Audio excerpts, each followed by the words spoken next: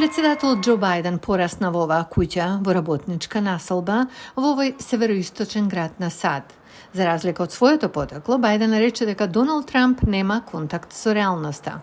He looks at the economy from Mar-a-Lago. Тој гледа на економијата од Мар-а-Лаго, каде што тој и неговите богати пријатели ги прифаќаат неуспешните политики што ги пропаднаа работничките семејства, вредностите на Скрентон или вредностите на Мар-а-Лаго. Ова се конкурентните визии за нашата економија кои ги поставуваат прашањата за фундаменталната правичност во срцето на оваа кампања. За време на мандатот на Трамп на почетокот, економијата беше силна со невработеност од 3,5%. Сите беа среќни, сите заработуваа пари, сите беа добри. Но тогаш дојде пандемијата.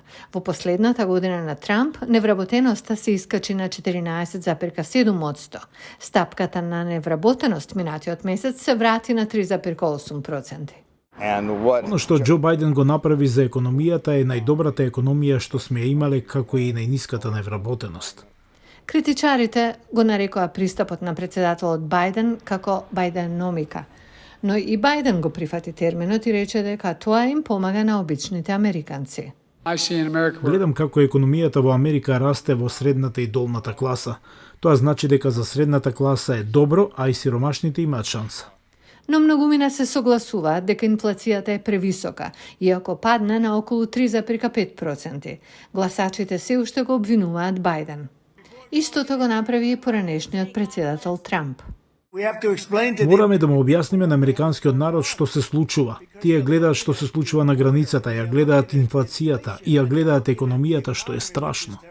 Како председател, политиките на Доналд Трамп во голема мера ги фаворизира американските производи. Тој продолжува и сега во својата кампања зборувајќи за автомобилите произведени во Мексико. Ќе поставиме царини од 100% за секој автомобил што ќе дојде преку границата и нема да сте во можност да ги продавате тие автомобили. Овонеделната анкета на Reuters покажува дека американците веруваат дека Трамп ќе се справи со економијата подобро отколку сегашниот председател.